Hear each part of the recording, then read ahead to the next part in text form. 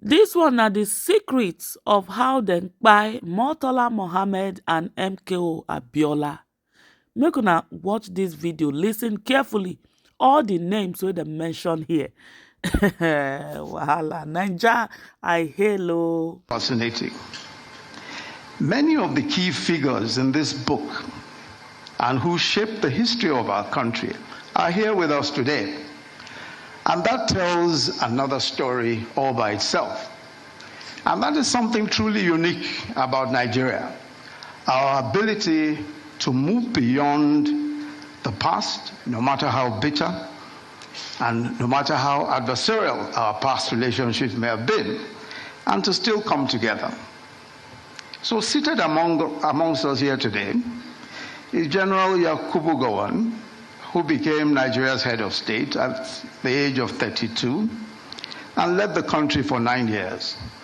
His government was overthrown in 1975 by a coup involving the then Brigadier Olusegun Obasanjo and the then Brigadier Theophilus Danjuma, and the author himself, I confirm, the then Lieutenant Colonel Babangida, who was then commander of the newly formed Armored Corps.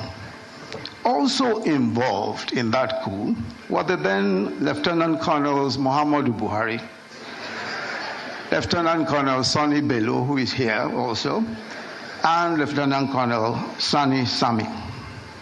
Yet here we are today with former President Obasanjo, General Danjuma, and of course the author himself present, not as adversaries of the author, but as witnesses to history, celebrating a fellow statesman.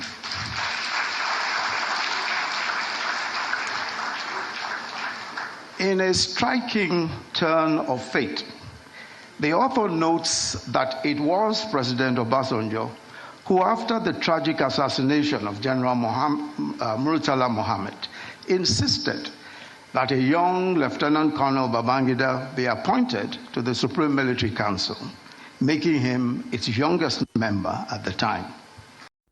Babangida confess say after they don't buy Muritala Mohammed, now so President Obasanjo come insist say make them appoint Babangida to be the head of military council, and then he was very young, making him the youngest to hold that office. Confession. Hey. Also represented here is the immediate past president, Muhammadu Buhari, another leader whose path intertwined with Babangida. It was former President Babangida who played a key role in the coup that brought President Buhari to power in 1983, and later in another coup that removed him and brought Babangida himself into power. Oh yeah, history students, make una gather here. This one a better history to read. So now Babangida planned the coup wey bring Muhammadu Buhari to power in 1983. And after then, the same Babangida come still plan another coup, remove Muhammadu Buhari, come put himself as the leader. Hey, wahala.